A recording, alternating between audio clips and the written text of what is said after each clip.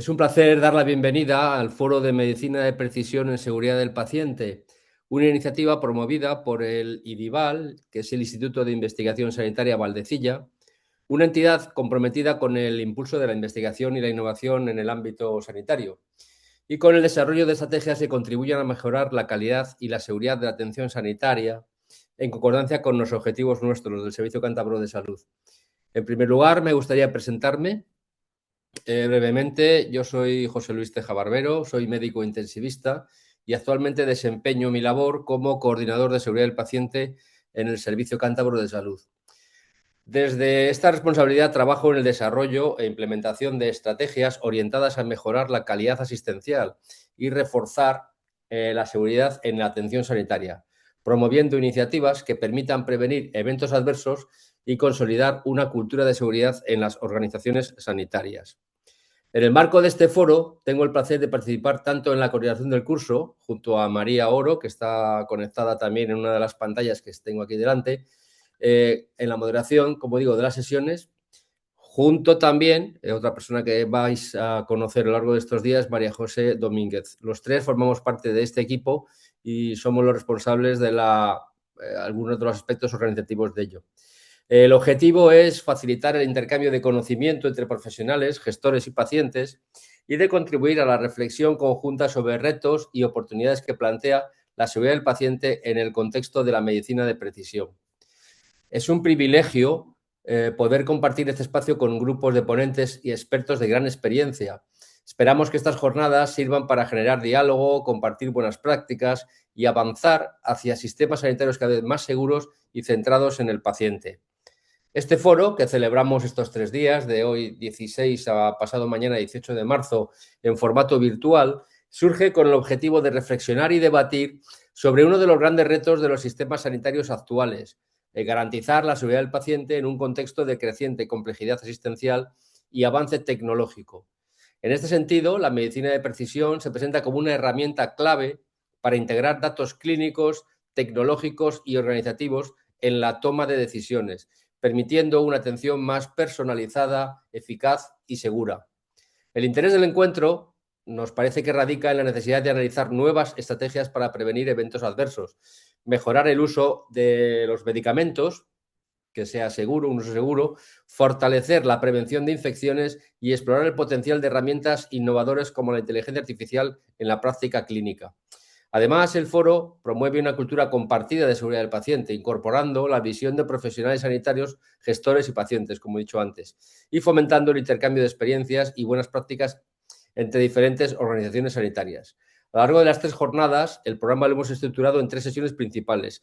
La primera es la del día de hoy, que me toca moderar a mí, que está centrada en la nueva estrategia de seguridad del paciente 2535 y en analizar cómo la innovación y la medicina de precisión pueden contribuir a mejorar la seguridad en la atención sanitaria.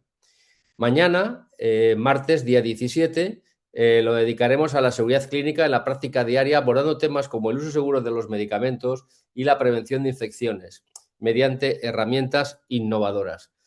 Finalizaremos el miércoles, día 18, con una sesión dedicada a la cultura de seguridad abordada desde unos aspectos, nos parece que algo diferentes. Incorpora la perspectiva de profesionales y pacientes, así como la medición y evaluación de la seguridad en organizaciones sanitarias. En conjunto, el foro pretende convertirse en un espacio de diálogo, aprendizaje e intercambio de conocimiento con el fin de avanzar hacia un sistema sanitario más seguro, eficiente y centrado en el paciente. Tras esta introducción, vamos a dar paso, si no hay ningún comentario, que espero que no, vamos a dar paso a la primera intervención. Tras esta introducción, la estrategia que nos va a presentar Rocío Montiel nos va a hablar de la nueva estrategia de seguridad del paciente 2025-2035. Rocío Montiel es técnica superior de la Subdirección General de Calidad Asistencial de la Dirección General de Salud Pública y Equidad en Salud, que corresponden al Ministerio de Sanidad. Es coordinadora técnica de la Estrategia de Seguridad del Paciente del Sistema Nacional de Salud desde el Ministerio de Sanidad, responsable de su elaboración o corresponsable de su elaboración, aprobación e implementación. Ha participado en la elaboración del documento técnico de la estrategia junto al Comité Interautonómico de Seguridad del Paciente, las sociedades científicas y los pacientes. Es moderadora habitual de la Jornada Anual de Seguridad del Paciente Crítico, que se celebra en Madrid a final de todos los años. Es nuestra interlocutora habitual con las comunidades autónomas para el despliegue territorial de las líneas estratégicas nacionales de seguridad del paciente, y su perfil técnico institucional articula un puente entre la política sanitaria nacional y cómo lo implementamos a nivel real asistencial. Nada más que añadir. Rocío, tienes la palabra y nada más, no quiero decir nada más. Muchas gracias, José Luis. Bueno, antes de nada, agradeceros a ti, José Luis y a María, que hayáis contado con nosotros, con el Ministerio, para poder contar esta nueva estrategia y difundirla. Quiero empezar contando quiénes somos. El área de seguridad del paciente está dentro de la Subdirección General de Calidad Asistencial, dentro de la Dirección General de Salud Pública del Ministerio de Sanidad. Y las que trabajamos en ella, pues somos estas que estamos aquí: Rebeca Padilla, Nuria Prieto, mis compañeras que están más relacionadas con seguridad del paciente, junto conmigo, y luego María Fernández, que es nuestra subdirectora. La charla la he enfocado dividida en dos partes. En la primera parte voy a hablar de cómo hemos elaborado la estrategia, valores, misión, etcétera. Y en la segunda parte vamos a ir deshilachando línea estratégica por objetivos y contando sobre todo las novedades que tiene esta estrategia nueva. Entonces, vamos a empezar con los antecedentes. La primera estrategia de seguridad del paciente se publicó en el año 2005 y se actualizó 10 años después, en el año 2015, para el periodo 2015-2020.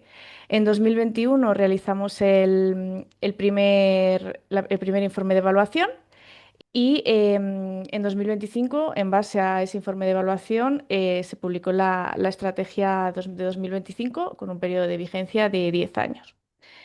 Esta estrategia fue aprobada el 4 de julio por el Consejo Interterritorial del Sistema Nacional de Salud. Esto lo que hace es garantizar el compromiso de todas las comunidades autónomas en torno a esta estrategia. Se vertebra en 7 objetivos, en 7 líneas estratégicas, tiene 19 objetivos generales y, como he dicho antes, está pensada para 10 años. Su objetivo principal es reducir los daños asociados a la asistencia sanitaria mediante una acción coordinada, innovadora y basada en la evidencia. Y su enfoque estratégico se basa en fortalecer la seguridad en todos los ámbitos del Sistema Nacional de Salud mediante la coordinación entre el Ministerio y comunidades autónomas, la participación de profesionales y pacientes y la alineación con los estándares internacionales. La gobernanza que tenemos en la estrategia tiene un enfoque colaborativo y participativo. Desde el Ministerio nos encargamos de coordinarla y coordinamos la participación tanto del Comité Institucional como del Comité Técnico. El Comité Institucional está formado por las comunidades autónomas. Tenemos un representante de seguridad o dos del paciente por cada comunidad autónoma. En el caso de Cantabria tenemos a José Luis y a María, con los que trabajamos directamente. Y luego también tenemos el comité técnico, que está formado por las sociedades científicas y las organizaciones de pacientes. La metodología de elaboración de esta estrategia, pues se empezó realizando una revisión de estrategias tanto internacionales como nacionales. La bibliografía era muy extensa, entonces se priorizó por utilizar las estrategias nacionales más recientes, bueno, y las internacionales. Posteriormente, a raíz de lo que sacamos de esa revisión, se realizaron entrevistas a 14 expertos de seguridad del paciente reputados nacionalmente para conocer un poco cuál era su orientación o el enfoque que les gustaría dar o que creían que era el más correcto. Posteriormente se hizo una encuesta a 122 personas donde ellas empezaron a dibujar las líneas estratégicas y finalmente se hizo un grupo de priorización con 23 expertos, desde donde sacamos ya las líneas estratégicas. La misión de la estrategia, por un lado, es establecer los objetivos y recomendaciones basadas en la evidencia científica para reducir riesgos y evitar daños innecesarios en la atención sanitaria. Por otro lado, impulsar sistemas que nos permitan identificar y gestionar los riesgos de forma óptima, contando con la experiencia siempre de pacientes, familiares, profesionales y del sistema sanitario. Y la visión que tiene es convertirse en el marco de referencia nacional que pueda promover un modelo de atención participativo y seguro, donde todas las instituciones sanitarias participen activamente, que garanticen que todas las personas reciban una atención segura, respetuosa y libre de daños evitables en cualquier lugar y en cualquier momento. Tiene tres objetivos estratégicos, que son la reducción de daños evitables, es decir, lograr que haya una reducción lo máximo posible de daños evitables por una atención sanitaria poco segura, priorizar la seguridad del paciente en todos los planes de salud como dimensión nuclear y transversal de la calidad asistencial, y la mejora continua, mejorar, impulsar y referenciar la seguridad del paciente en todos los niveles y todos los ámbitos del Sistema Nacional de Salud. Se apoya en 5 principios rectores, que es la implicación de pacientes y familias, enfoque colaborativo. Como veis, estamos todo el rato promoviendo mucho la participación de todos los actores, generar conocimiento en base a los sistemas de notificación de incidentes y obtener datos homogéneos y que se puedan comparar y que se puedan comprender, la evidencia científica y, por supuesto, la cultura de seguridad, que es una propia línea estratégica. Por lo tanto, nos hemos quedado con 7 líneas estratégicas. La primera línea, como acabo de decir, es la de la cultura de seguridad, factores humanos, organizativos y de formación. La segunda se enfoca en las prácticas clínicas seguras. La tercera, gestión de riesgo y los sistemas de notificación de incidentes. La cuarta la dedicamos a la participación de pacientes, ciudadanos y familiares. La quinta, investigación e innovación. La 6, participación internacional y nacional. Y la 7, que es la nueva, la seguridad del paciente en todos los ámbitos asistenciales. Esta no estaba en la anterior estrategia. Vale, pues ahora vamos a darle una vuelta a las líneas estratégicas. Os voy a ir contando un poquito los objetivos y las novedades. Para poneros en contexto, para la primera línea estratégica, la de cultura de seguridad, pues en el informe de evaluación, los datos que obtuvimos dentro de los centros que contestaron es que únicamente el 78% de los centros de atención primaria y el 73% de hospitales tenían planes de seguridad del paciente. Y de las 15 comunidades autónomas que nos contestaron, solo 8 tenían planes en el 100% de sus centros. Luego también, aquí no me voy a meter porque va a hablar ahora Yuri extensamente de ello, pero bueno, un estudio de cultura de seguridad del paciente que se publicó en 2024, pues tampoco nos dio unos datos muy alentadores. Entonces, lo que se ha hecho es fijar 3 objetivos específicos como ejes clave. El primero es la mejora de la cultura de la seguridad, el segundo, promover el liderazgo de los profesionales en seguridad del paciente y el último, la formación. En mejora de la cultura de seguridad, pues sobre todo se está centrando en que todos los centros tengan sus planes de seguridad del paciente actualizados, que el clima de seguridad del paciente se evalúe periódicamente, que se difundan buenas prácticas y sobre todo que haya un compromiso institucional, porque sin compromiso institucional no se consigue nada.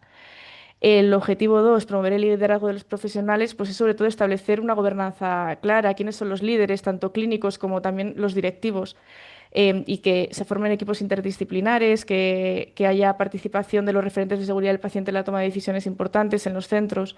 Y luego el último, el de la formación. Sí que se ha estipulado claramente 3 ramas, que haya formación en grados universitarios, formación durante la formación sanitaria especializada y intentar consensuar un currículum mínimo de formación también para los profesionales, que ahora mismo no tenemos. ¿Y cómo estamos trabajando esto desde el Ministerio de Sanidad? Bueno, pues para los que no lo sepáis, esta es una página web que tenemos de un Moodle de formación en el que ofrecemos cursos gratuitos que son autoguiados, no están acreditados, pero la verdad es que son, en mi opinión, bastante buenos. Ahora mismo los que están disponibles son el de seguridad del paciente y prevención de eventos adversos en asistencia sanitaria, gestión de riesgos y mejora de seguridad del paciente, 2 de abordaje integral de dolor, uno para población infantil y otro para población adulta, y 2 de higiene de manos, uno para personal sanitario y otro para centros sociosanitarios y residenciales. Otra cosa que hemos hecho este año es lanzar la convocatoria de buenas prácticas del Sistema Nacional de Salud. Ahora ya se ha cerrado la convocatoria de envío de proyectos. En el área de seguridad de paciente se van a valorar 3 tipos de proyectos. Por un lado, el programa de atención programas de atención a segundas víctimas, otro de detección precoz de deterioro clínico y derivación interhospitalaria, y luego las actuaciones para la mejora de la seguridad del paciente en servicios de urgencias. La jornada va a ser el día 9 de junio. Es inscripción gratuita también, va a estar bastante interesante porque de seguridad del paciente hemos recibido muchísimos proyectos y creo que también va a ser por streaming. Vale, pues pasamos a la línea 2, la de prácticas clínicas seguras, que es la más larga de toda la estrategia.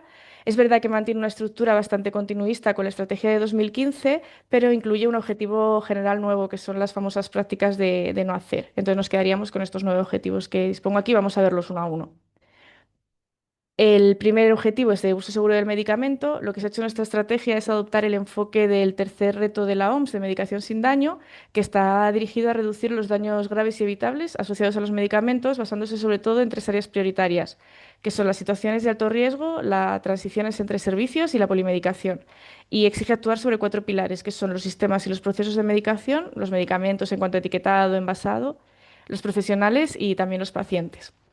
Los objetivos en esta estrategia se ha querido hacer un énfasis bastante especial en la de prescripción de los pacientes crónicos polimedicados, bueno, en evaluar la necesidad de esos medicamentos y hacer seguimientos. Y también se ha profundizado más en los medicamentos de alto riesgo, promoviendo que todos los centros sanitarios intenten establecer un programa de reducción de errores de los medicamentos de alto riesgo. ¿Y cómo estamos trabajando esto? Pues en estos últimos años hemos publicado junto al ISMP, que trabajamos en convenio con ellos, estos dos documentos, el de recomendaciones para el uso seguro de medicamentos de alto riesgo y el de recomendaciones para el uso seguro de medicamentos de alto riesgo en pediatría. A raíz de esto, decidimos hacer un cuestionario de autoevaluación para ver cómo estaban implementadas estas recomendaciones en los centros y el año pasado lo que se realizó es un estudio sobre el grado de implementación. Los resultados fueron que, bueno, pues estaban implementadas en un grado bastante moderado y que había mucha variabilidad entre los centros y también entre los grupos terapéuticos. Además, bueno, como he dicho antes, con el ISMP solemos publicar boletines en función de temas que vayamos considerando que son de interés en ese momento y publicamos también muchos materiales para pacientes. Este año los proyectos que tenemos en marcha es la elaboración de, por ahora, documento de Never Events, que lo que hemos hecho es identificar errores y situaciones de riesgo que son conocidos, que siguen produciéndose y que sí que existen medidas preventivas demostradas para evitarlos. Y luego también estamos preparando formación para pacientes a través de la red de escuelas para la ciudadanía, la red de escuelas de salud. En la misma línea estratégica, pero en el apartado, en el objetivo 2.2, que son las infecciones asociadas a la asistencia sanitaria, pues como he dicho antes, también es una línea que ha sido bastante continuista. Sin embargo, lo que destaca es que hemos ampliado bastante el punto de mira. Hemos insistido mucho en que la aplicación de estos programas se mueva, se traslade hacia otras áreas de hospitalización y hacia los centros sanitarios. Estos programas, yo creo que todos los que estáis aquí los conocéis de sobra. Tenemos los proyectos Cero que realizamos junto con la Sociedad Española de Medicina Intensiva y la Sociedad Española de Enfermería de Cuidados Intensivos. Son un conjunto de medidas preventivas que tienen una eficacia demostrada con respecto a las infecciones de pacientes que están hospitalizados en unidades de críticos. Luego también tenemos el proyecto de infección quirúrgica cero que llevamos con la Sociedad de Medicina Preventiva. Igual son medidas preventivas demostradas que funcionan para la disminución de infecciones en quirófanos. Y luego el programa de higiene de manos y el programa Princess, que os voy a contar un poquito más adelante para no repetirme. En novedades de esta línea, pues estamos trabajando mucho en esto, en crear, en fomentar que se creen comisiones a nivel autonómico de prevención, control y vigilancia de infecciones. Que estas comisiones estén formadas por una persona que sea del área de vigilancia, una persona que sea del área de prevención y una persona que sea del área de resistencias antibióticas de prueba.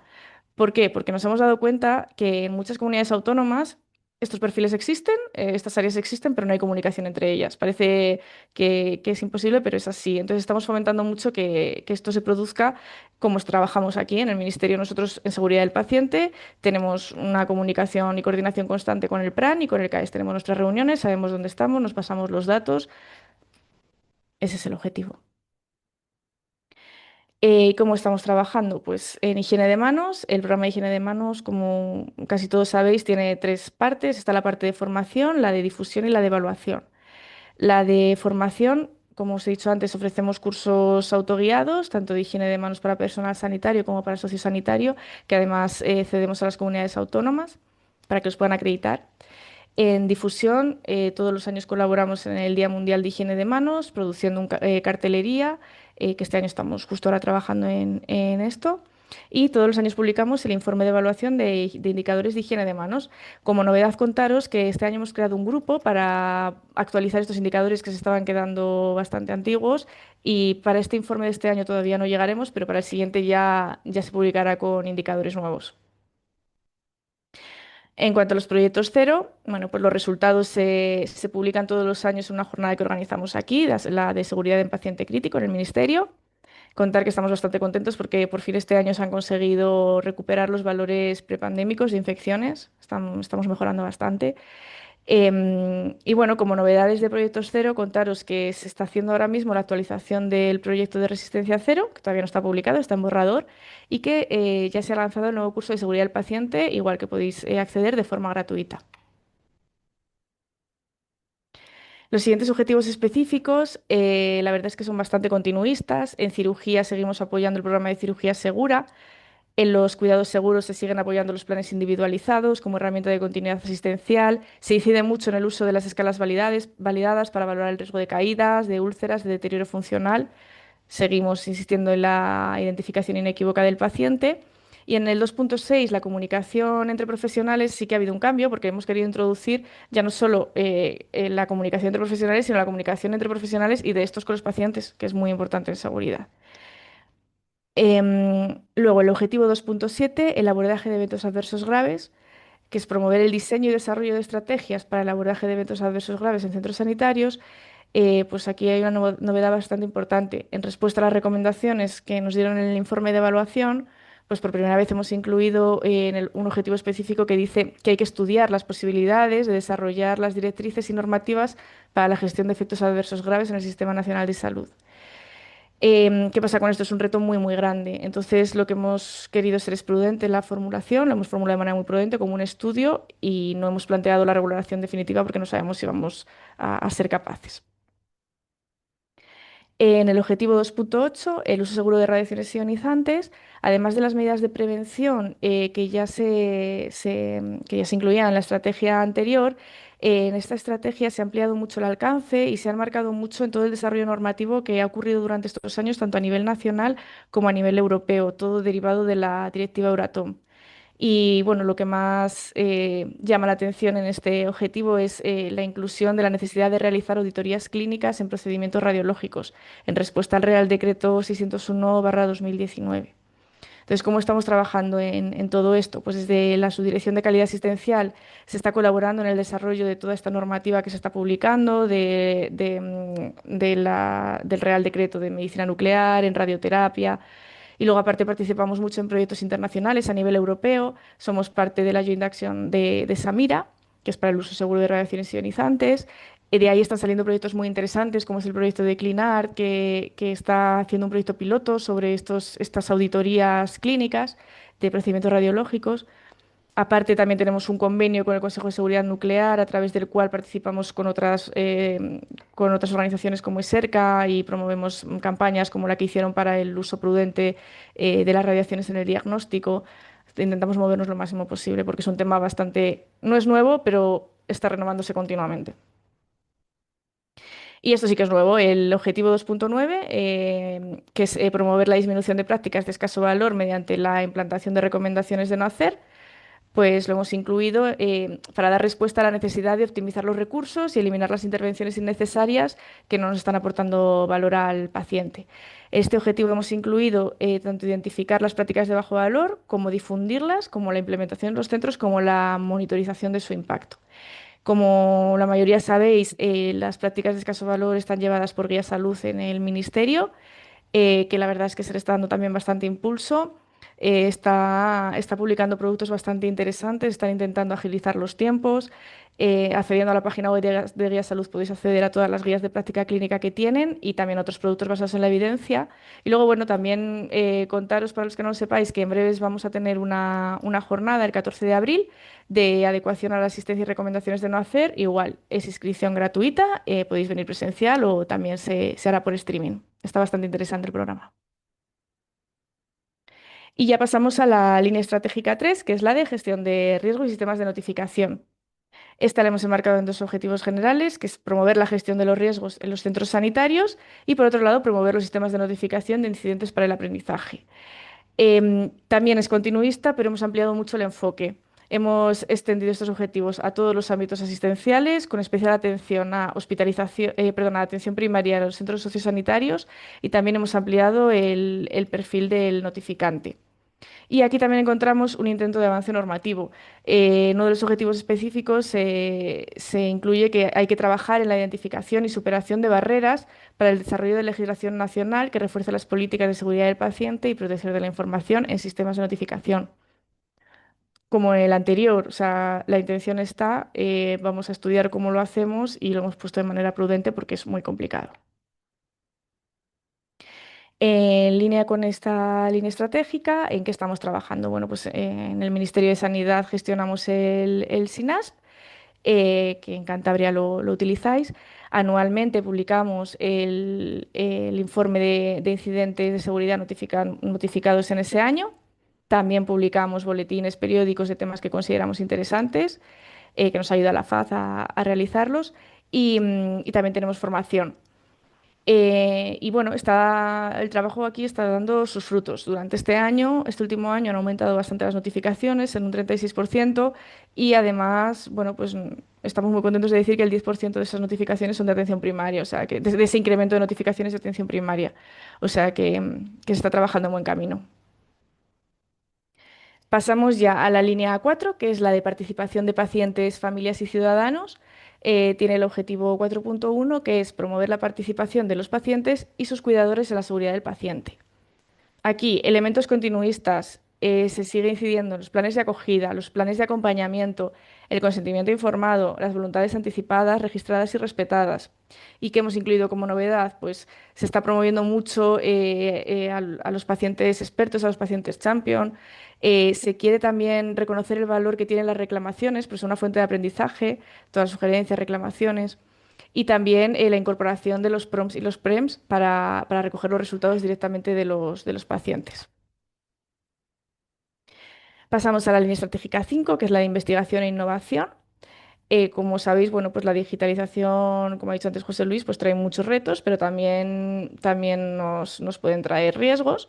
Entonces, en este objetivo, que consiste en promover la mejora del conocimiento en la prevención del daño asociado a la atención sanitaria, se incluye como novedad que hay que desarrollar recomendaciones para impulsar el uso seguro de estas herramientas digitales, tanto telemedicina como inteligencia artificial, como en la asistencia remota.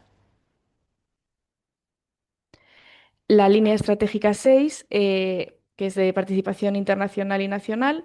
El objetivo de participación internacional es totalmente continuista. Se sigue incidiendo en que el sistema nacional tiene que participar con organismos internacionales como la OMS, la OPS, la Unión Europea o la OCDE.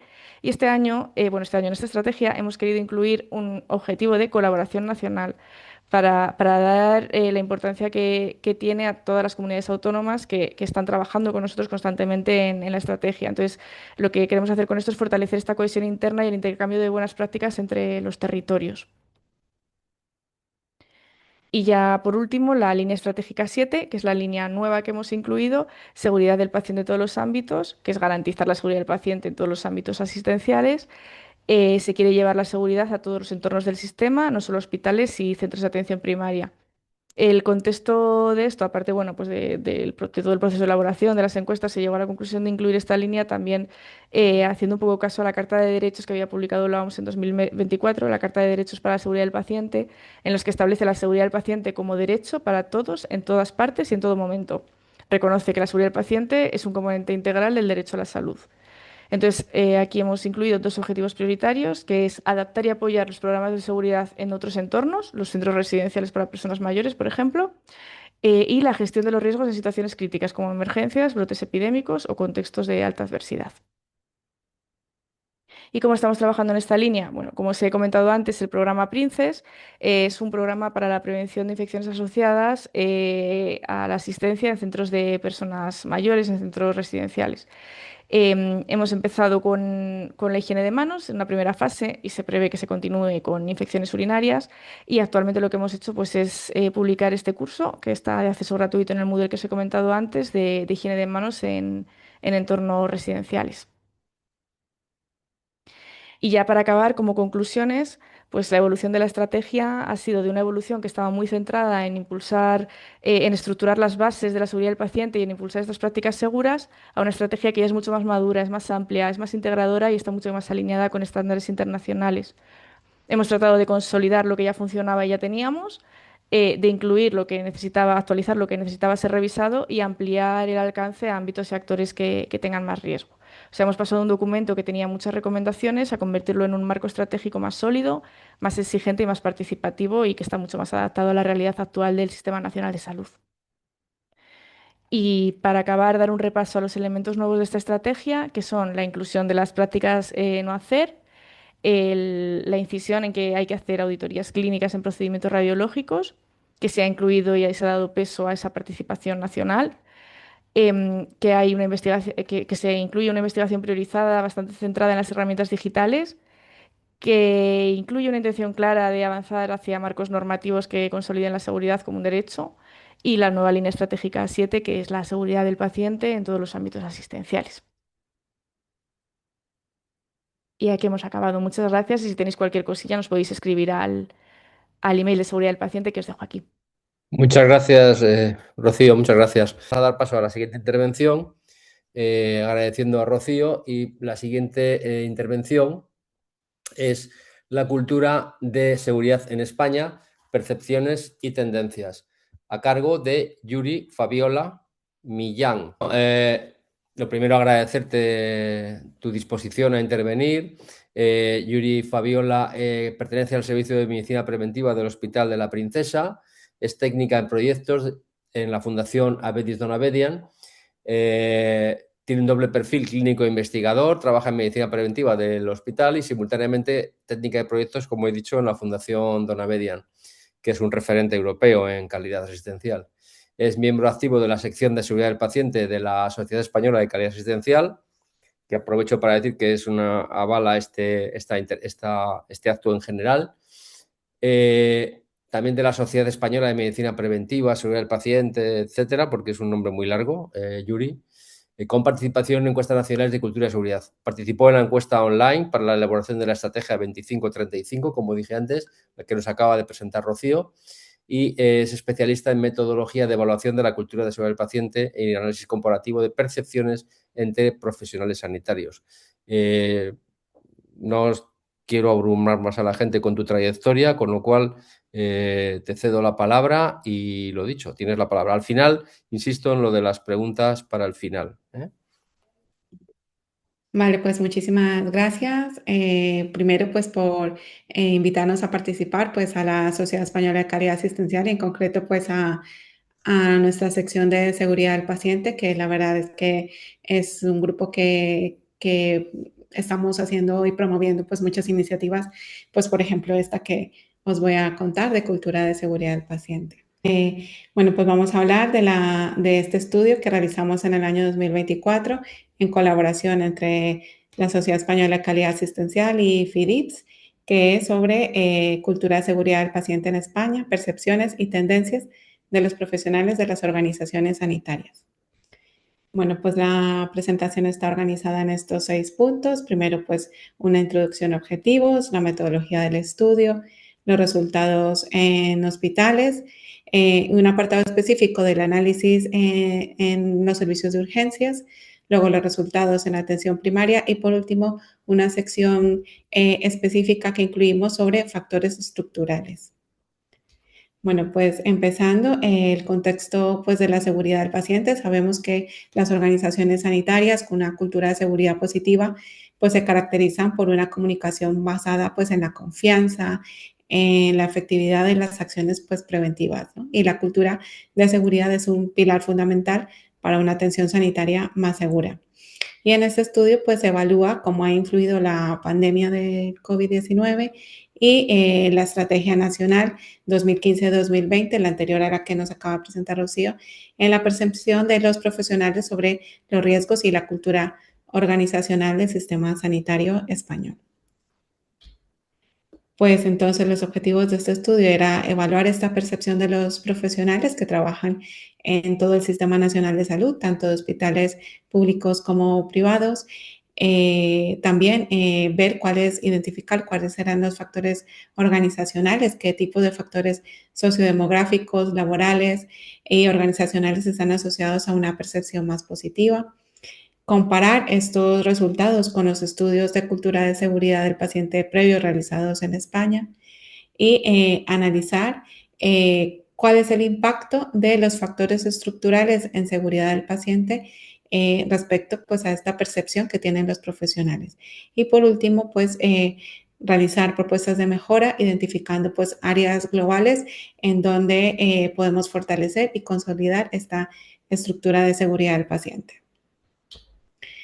Bueno, pues la metodología consistió pues en el uso de herramientas validadas en España.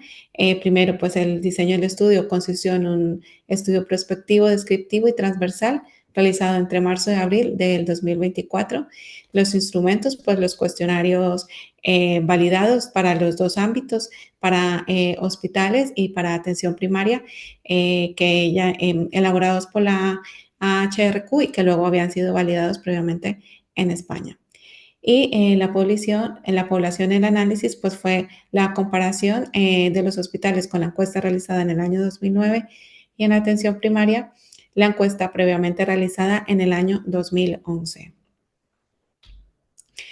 Bueno, y pues vamos a empezar con los resultados en hospitales. Pues tuvo una participación, la verdad que muy buena.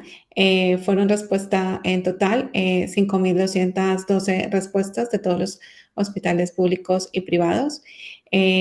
Los profesionales fueron un 31% de especialidades médicas y un 19% de especialidades quirúrgicas y el 39% de estos profesionales realizaban guardias.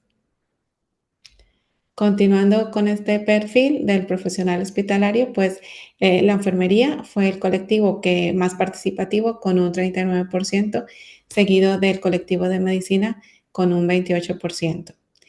De estos, el 62% trabajaba en hospitales de agudos y el 94% perteneciente pues al sector público.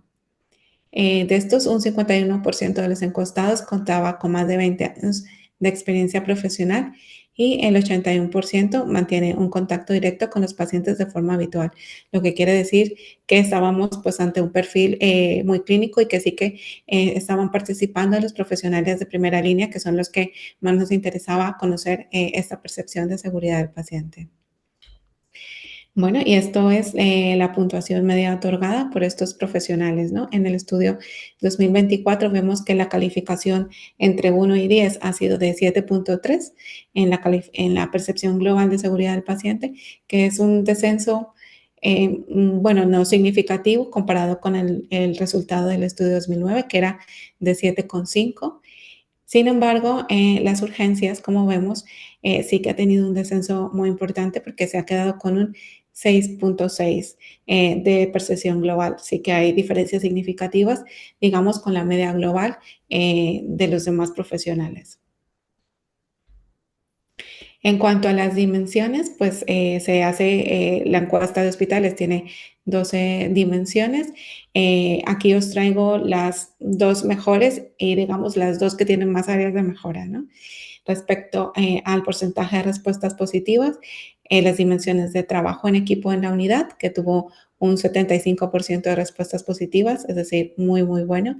Y la siguiente dimensión con más respuestas positivas fue las expectativas de los responsables de seguridad del paciente. Eso es algo que sí que ha cambiado y que se ve como se está percibiendo un mejor apoyo por parte de los líderes y los directivos de las organizaciones sanitarias respecto a la seguridad del paciente. Luego, por otro lado, las dos dimensiones con mayor porcentaje de respuestas negativas han sido la dotación de recursos humanos con un 61% y la dimensión de apoyo a la gerencia en un 38%. Aquí vemos de forma detallada pues cuáles han sido las variaciones porcentuales en las dimensiones de hospitales. Entonces vemos que apoyo y la dirección ha aumentado un 12% en su percepción positiva. Luego las expectativas y acciones de responsables de servicio ha aumentado en un 8%. El trabajo en equipo entre unidad ha aumentado un 6%. Aprendizaje de la organización ha aumentado un 5%. Trabajo en equipo en la unidad ha aumentado un 4%. Feedback y comunicación sobre errores ha aumentado un 3%. Respuesta no punitiva a los errores, ha aumentado un 2%, y facilidad y franqueza en la comunicación, ha variado un 1%. Sin embargo, hay 3 dimensiones que sí que han disminuido su porcentaje de respuestas positivas, que son los problemas en cambios de turno, la percepción de seguridad, ambos con menos un 6%, y la frecuencia de notificación de eventos adversos con menos 2%. Y luego la dimensión de dotación de recursos humanos, pues no tuvo variación en este porcentaje de respuestas positivas. Con esto podemos ver respecto a los ítems ya más concretos, cuáles son los que mejor percepción tienen a nivel en general de todos los participantes. La primera es el apoyo mutuo. Vemos que el 81% de los profesionales siente que el personal se apoya mutuamente en sus tareas diarias. Eso es, digamos, refleja pues esa cultura de seguridad y ese compromiso de apoyo entre los compañeros. Luego la siguiente es el trato con respeto. Un 77% afirma que en su unidad existe un trato respetuoso entre todos los miembros. Como vemos, va muy ligada a la primera y habla también pues de ese compañerismo, de ese apoyo entre los diferentes servicios. Y el tercero es las medidas de mejora, en el que el 74% percibe que se toman medidas apropiadas tras detectar fallos en la atención. Esto también es digamos, muy bueno. No se veían las anteriores encuestas y quiere decir que poco a poco esta cultura de seguridad y en general todo lo que se va haciendo en seguridad del paciente, pues va calando entre los profesionales de primera línea. Sin embargo, como debilidades, las barreras que dificultan la implementación de estas prácticas seguras, pues vemos estos ítems, ¿no? Principalmente que la jornada es agotadora y que impide proporcionar la mejor atención con el 66% de negatividad. Luego la presión excesiva de tiempo para realizar tareas demasiado deprisa, con un 65% de respuestas negativas. Luego la falta de personal para afrontar la carga de trabajo, con un 61% de respuestas negativas, y aumento del ritmo de trabajo que pone en riesgo la seguridad, con un 44%. Como vemos, las debilidades están más en relación pues con los recursos, principalmente los recursos humanos y pues la carga de trabajo. Respecto a los servicios de urgencias, en el que queremos poner especialmente el foco, vemos que tiene una puntuación de seguridad de 6.6, que es inferior al resto de la media de los demás profesionales que han contestado. En este caso, pues sí que tiene una valoración del 72% de respuestas positivas en la dimensión de trabajo en equipo en la unidad, aunque es muy bueno, pero es 4 puntos por debajo del resto de unidades, y tienen un 81% de respuestas negativas en cuanto al trabajo bajo presión, ¿no? Tiene también un porcentaje muy alto respecto al 64% que está pues en relación con las demás unidades, ¿no? Entonces, quiere decir que tenemos que trabajar por los servicios de urgencias que se están quedando, digamos, con una percepción de cultura de seguridad muy inferior a los demás en comparación con el resto del hospital. Y esta pues es el detalle de las diferencias significativas de percepción de las urgencias versus a los otros servicios, ¿no? La percepción de seguridad, vemos que es un 29 versus un 44%, la dotación de recursos humanos, un 18% versus un 28%, la frecuencia de notificación aquí también ha bajado o se percibe que ha bajado en un 37% versus el 45%, y el trabajo en equipo entre unidades también se percibe como menor. Es un 41% versus el 49% de respuestas positivas de los demás servicios. Y aquí vemos también un punto como muy importante que siempre se ha visto en las otras encuestas de cultura de seguridad realizadas, pero que en esta sobresale aún más, ¿no? Que es la diferencia que hay de percepción entre los cargos directivos y el personal asistencial. Entre los participantes de la encuesta que han dicho que tienen un cargo directivo, un cargo de gestión no asistencial, que han sido alrededor de 200 en todo el cuestionario, valoran la seguridad global con un 7,8 sobre 10 y con una percepción positiva de la gerencia de un 76%. Esto pues sí que tiene diferencias significativas respecto a los demás participantes no directivos, que hemos visto que la media global ha sido de un 7,3 sobre 10 y con una percepción positiva de la gerencia de solo el 35%. Como vemos, hay un gran abismo en la percepción de la seguridad del paciente de los equipos directivos y la percepción de los profesionales no directivos. Respecto a la comparación de subgrupos y la seguridad del paciente, los por profesionales sanitarios en la enfermería pues tiene una valoración más baja que el resto de colectivos. Puntuaciones de 73 a 75 y no hay diferencias estadísticamente significativas por este tipo. Y respecto a los profesionales que hacen guardias, no se observan diferencias entre los que realizan o no realizan guardias. Y bueno, pues este es como un resumen de esta evolución de la cultura de seguridad hospitalaria desde pues el 2009 que se realizó el primer estudio nacional, que había una percepción global de 7,5 puntos de seguridad del paciente. Luego se han implementado la Estrategia Nacional de Salud del año 2015-2020 con un importante despliegue pues de todas las estructuras de seguridad. Luego, pues tuvimos la pandemia con un impacto crítico en los sistemas de salud y las cargas de trabajo.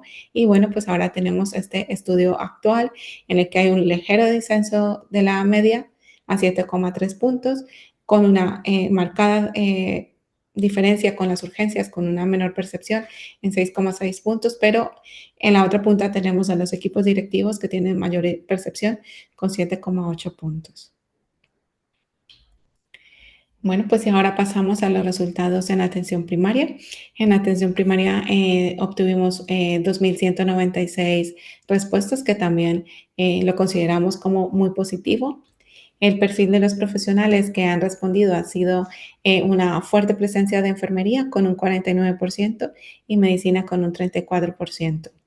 El 80% de los participantes han sido mujeres con una edad media de 50 años, el 72% con un contrato fijo y el 62% trabaja en el turno de mañana.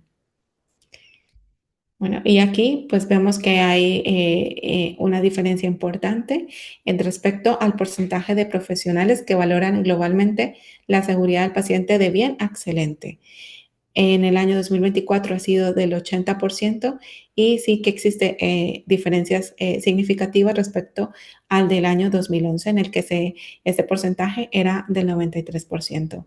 Entonces, en atención primaria sí que se percibe que ha habido que hay una menor percepción de seguridad del paciente respecto al año 2011. En cuanto a las fortalezas que se han identificado por parte del cuestionario, han sido pues el trabajo en equipo. El 78% valora positivamente la colaboración y el respeto mutuo entre compañeros. El seguimiento, un 75% destaca la efectividad en el seguimiento de los pacientes crónicos y las revisiones que se realizan. Y en un tercer lugar, el aprendizaje. El 70% considera que el centro aprende de los problemas y valora cambios necesarios. Pues todo esto lo vemos como muy positivo y quiere decir que sí que se está trabajando en seguridad del paciente en atención primaria.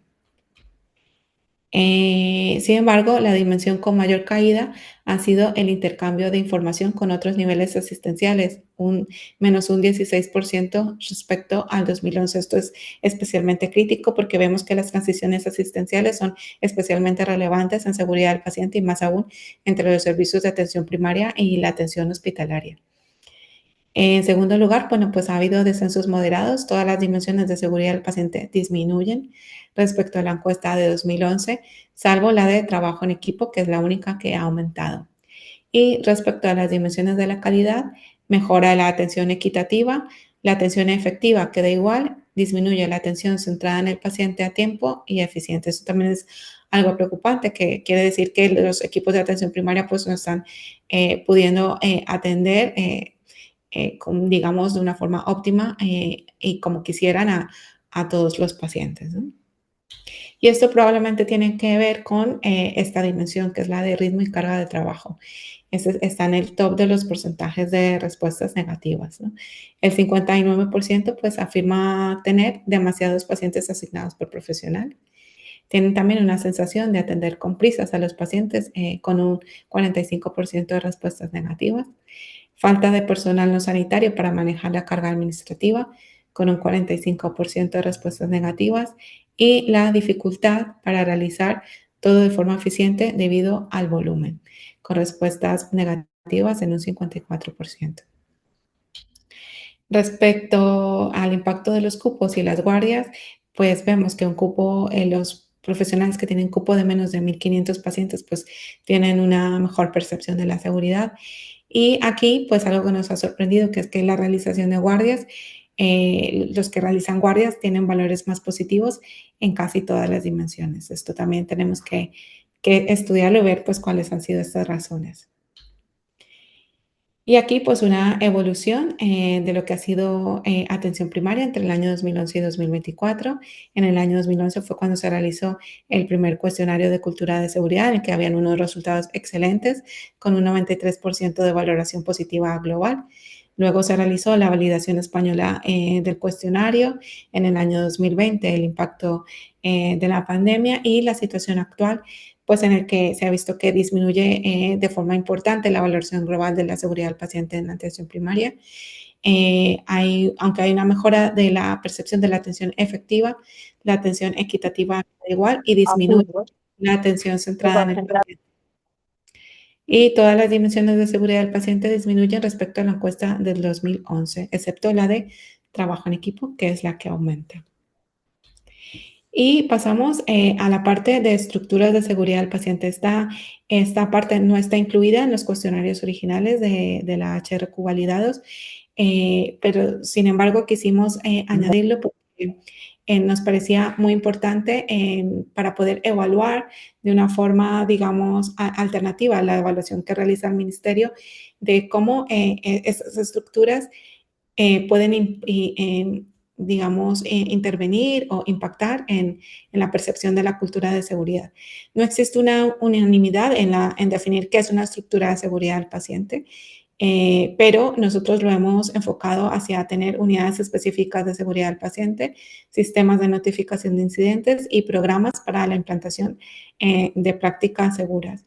Y creemos pues que está avalado por múltiples estudios científicos nacionales e internacionales en el que una implantación de estas estructuras pues se asocia a una mejor cultura de seguridad. Bueno, pues entonces empezamos con los sistemas de notificación.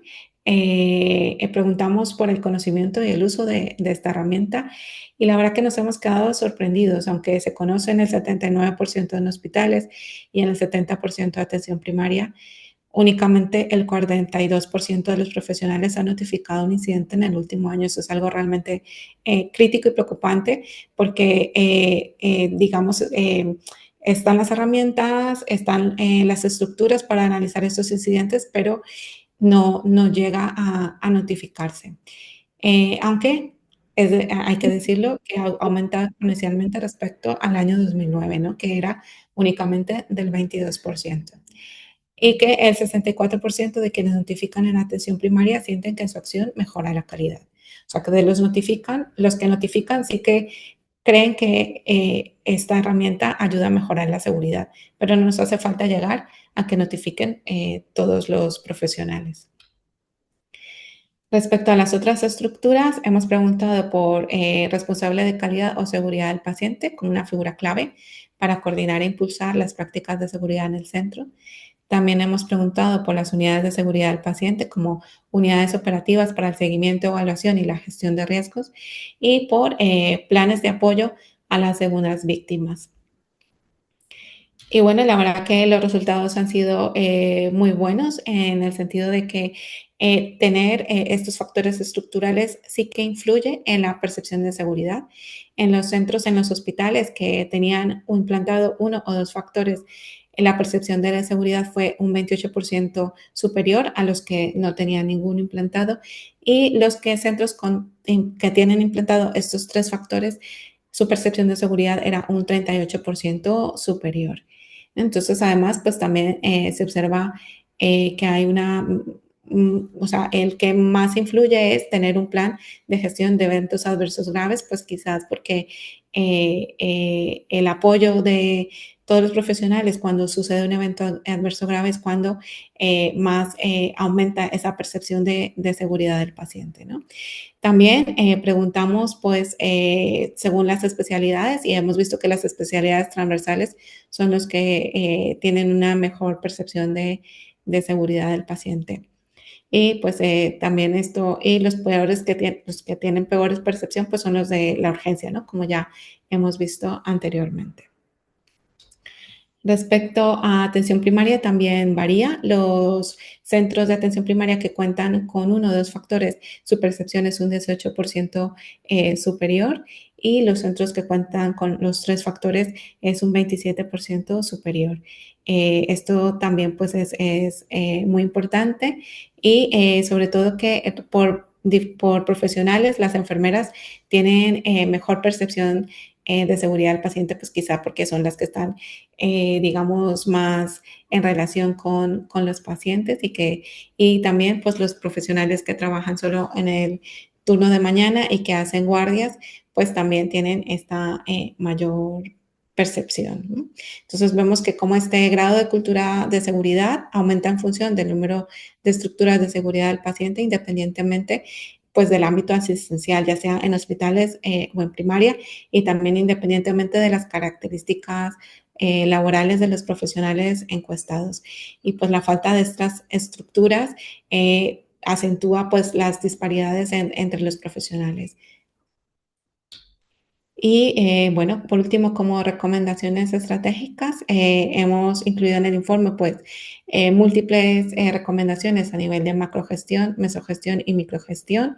Aquí únicamente pues nombrar algunas, pero pues os invito a revisar el informe completo que está disponible en la página web, tanto de SECA como de FIDIPS.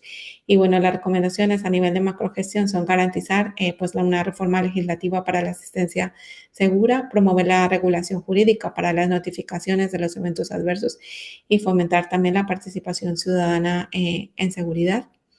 A nivel de la mesogestión, designar responsables de calidad y seguridad del paciente en cada nivel, bueno, y en general implantar todas las estructuras de seguridad del paciente que hemos visto. Adecuar los ratios de personal según la carga de trabajo, eso es algo muy urgente porque, pues, digamos, es la dimensión que tiene peor percepción de cultura de seguridad, e implementar, pues, los planes de apoyo a segundas víctimas. Y por último, a nivel de microgestión, fomentar pues los incentivos vinculados a objetivos de seguridad del paciente, reforzar la comunicación multidisciplinar efectiva, activar a pacientes y familias en su propia seguridad. Y bueno, pues muchas gracias a todos por escucharme, y espero que os haya parecido muy interesante. Muchas gracias, Yuri. Aquí hay una pregunta que dice, ¿qué medidas cree más eficaces para aumentar el porcentaje de personal que realice notificaciones? Una pregunta, tiene otra, pero bueno, esa de momento es... Sí, bueno, claro, yo, o sea, no es porque no lo conozcan, ¿no? Porque como hemos visto, aunque sí que hay un margen de mejora, que hay, el 70% sí que conoce los sistemas de notificación, tendríamos que realizar formación para que llegue a ser el 100%, pero lo más importante para que notifiquen es, primero, facilitar la notificación lo máximo posible, que no sea un proceso laborioso, sino que pueda dedicar, digamos, un tiempo específico y que sea fácil, que esté, digamos, en la intranet o en un sitio específico el link para que el profesional no tenga que estarlo buscando, sino que lo pueda realizar. Incluso sé de hospitales que lo han incluido dentro de la historia clínica electrónica para que sea mucho más rápido el acceso a la notificación. También tenemos que, de parte de las estructuras que nos encargamos de analizar la seguridad, o sea, los eventos y todos los eventos de seguridad del paciente, realizar feedback para que los profesionales vean que todas esas notificaciones que han realizado han servido para algo, que tienen un impacto, que se han realizado acciones. Entonces también promover pues boletines de seguridad del paciente, promover que se realicen foros específicos para comentar las acciones de mejora que se han implantado. Y por último, y no menos importante, casi que es lo más importante, es el apoyo de los líderes de la organización, porque cuando tanto los líderes como los jefes de servicio, ¿no? A nivel de unidad, los supervisores y también los líderes a nivel de pues más del equipo directivo se implican en la notificación y lo ven como importante y así lo transmiten a sus profesionales, pues eso tiene un gran impacto pues en que se aumente la notificación. Yo creo que tenemos que trabajar por eso porque es una fuente de aprendizaje muy importante y que se está, digamos, dejando de lado, pues yo creo que por la carga de trabajo, ¿no? Que es muy importante también. Otra pregunta también de María Jesús Cabero, en la misma que yo también, Sí. y además la podría afirmar yo también, ¿eh? ¿A qué puedes atribuir la mejor percepción por parte del personal que realiza guardias? No sé si Pues tanto era eso lo mejor o hemos, parecida. sí, eso en atención primaria, Sí, ¿no? Sí, eso nos ha llamado mucho la atención. eh, pues podría ser porque tiene mayor implicación, porque es personal más joven y que a lo mejor puede ser que tenga mayor implicación y más contacto, digamos, con sus compañeros, con el sistema, pero realmente es algo que no lo habéis estudiado, ¿no? Porque eso tendríamos que, no sí, deja de estamos ser una haciendo, conjetura eso, ¿no, Yuri? sí, no, bueno, en el equipo del estudio está la doctora Pilar Astier, que es, pues tiene una gran implicación en atención primaria y bueno, pues con ella estamos trabajando en este sentido, en verlo, pero realmente, bueno, al no tener más información, o sea, no haber preguntado, no haber entrado con respuestas abiertas, pues no tenemos tampoco, pero ha sido muy llamativo, sí. Al contrario de los profesionales de hospitales, que hemos visto que los que hacían guardias tenían peor percepción, en cambio los de primaria sí que tenían mayor percepción. Tenemos otra pregunta. ¿Se ha planteado alguna estrategia concreta para mejorar la comunicación entre servicios? Por el ejemplo de atención primaria y hospitalaria. ¿Alguna estrategia concreta? Bueno, en esto tenemos que trabajar pues en colaboración con la nueva estrategia del ministerio que también promueve la comunicación entre servicios y bueno, pues en esto existen múltiples herramientas que se podrían implementar entre primaria y hospitalaria, especialmente ahora pues las herramientas de comunicación y ahora aprovechando las nuevas herramientas informáticas sería muy importante establecer, pues, formas rápidas de comunicación entre hospital y primaria, como sistemas de interconsulta rápida entre primaria y hospital.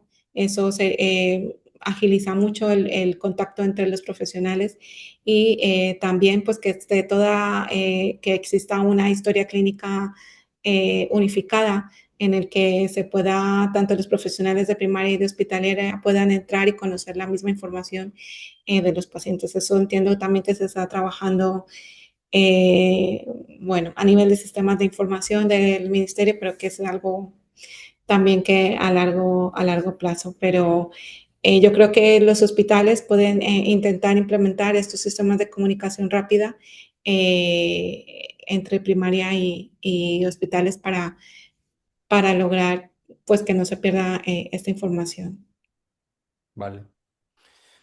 Bien, pues vamos a Gracias. continuar porque seguimos yendo bastante bien de tiempo, pero bueno, no me quiero venir arriba y retrasar la reunión.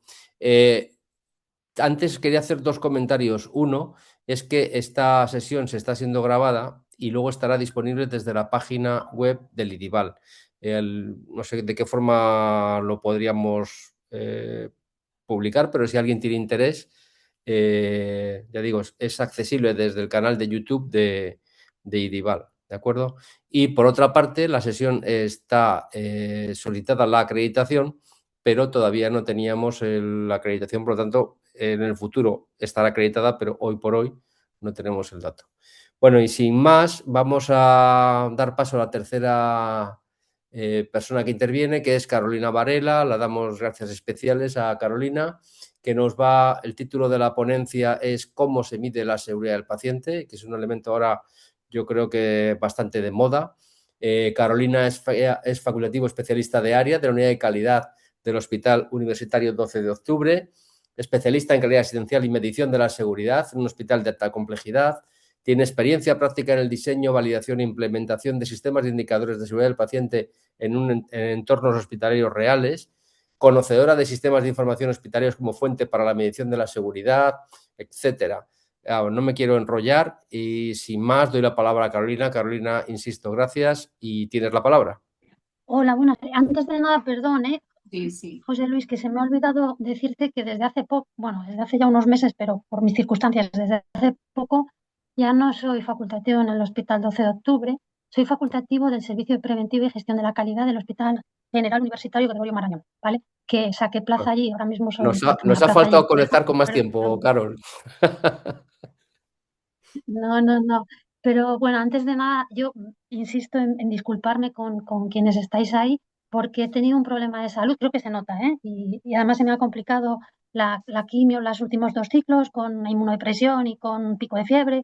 Entonces no me ha dado mucho tiempo a prepararme esto, lo cual es una falta de respeto a la audiencia y lo siento. Pero al final he decidido conectarme primero porque era complicado encontrar a alguien con tan poco tiempo, porque me hacía muchísima ilusión, por ejemplo, hablar después de alguien como Yuri. Simplemente vengo a contaros un poco cómo medimos la seguridad del paciente, además con una perspectiva novedosa para mí, que es que ahora soy paciente y te permite ver el sistema desde distintos puntos de vista sin dejar de verlo como experta en calidad y seguridad del paciente que he sido. Vale. Yo cuando hablo de medir calidad o de medir seguridad del paciente, la seguridad como una dimensión clave de la calidad, siempre digo que normalmente lo que medimos es la falta de, especialmente en seguridad del paciente, porque es mucho más fácil medir lo que sale mal que lo que no ha salido mal, lo que sale bien, ¿vale? Pero podría haber salido mal. Entonces, normalmente lo que medimos es la falta de seguridad del paciente, así, a priori. Evidentemente también medimos percepción, como nos ha estado explicando Yuri, y creo que deberíamos medir también percepción un poquito más profunda, no solo de la cultura de seguridad, sino cómo de seguro se siente la gente del ecosistema sanitario, ¿vale? Entonces, ¿por qué llevamos midiendo la seguridad del paciente? Pues esto es casi tan viejo como desde que empezamos a medir la efectividad, ¿no? Cuando queremos ver si una atención es apropiada, si es efectiva, si realmente estamos haciendo lo que debemos hacer, pues no queda más remedio que volverse a Bedington Abedian, que nos hablaba, ¿no?, del punto de optimality y nos decía que, bueno, que hay que encontrar el punto de equilibrio entre los beneficios y los daños. Los daños al final, pues siempre los producimos, ¿vale? Yo misma, pues cuando recibo la quimioterapia, evidentemente tengo una toxicidad, ¿vale? Esa toxicidad es un daño necesario, lamentablemente, y se controla bastante bien con fármacos adyuvantes en algunos casos, en otros no tanto, pero realmente es un daño necesario para que el tratamiento haga su efecto, ¿no?